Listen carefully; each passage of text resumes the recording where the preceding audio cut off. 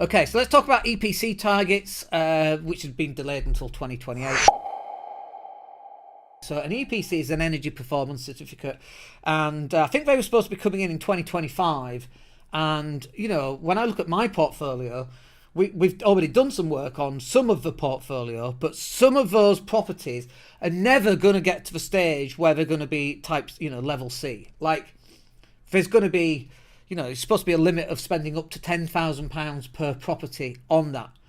Well, if you've got 20 or 30 properties, that's ridiculous. Where are you going to find £300,000 from to bring those up to standard? And this is the thing that really annoys me is, look, I understand that tenants should have energy efficient homes. 100% agree with that. But I also think that homeowners should have energy efficient homes. Why is it that tenants have a more efficient home than someone who's bought their own home are allowed to? Right? Like, if a law comes in that landlords have to do it, the same law should come in that homeowners have to do it. And it's this divergence between the two. Then let's get on to council houses.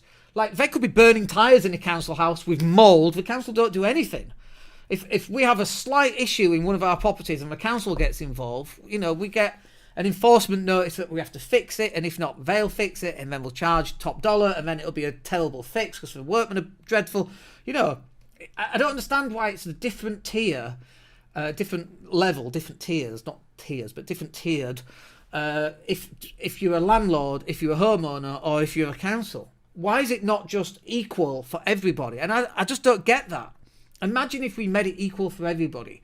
Imagine how much more energy efficient the United Kingdom would be if everybody had to abide by the same rules, and we don't have to abide by the same rules. So I don't really get that. But EPC's targets are now being delayed until 2028. I wouldn't be surprised if they're going to be delayed even further, and getting them up to a C level, I reckon that's probably going to be dropped down to a D.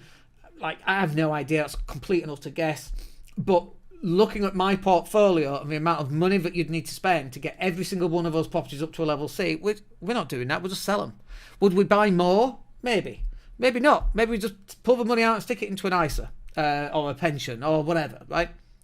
But the problem that you're going to have here, and the problem that's already started, is that landlords are already leaving the marketplace because Section 24 taxation is killing people right now. I mean, it's absolutely ridiculous. Section 21, which we're going to talk about next, is an issue for people.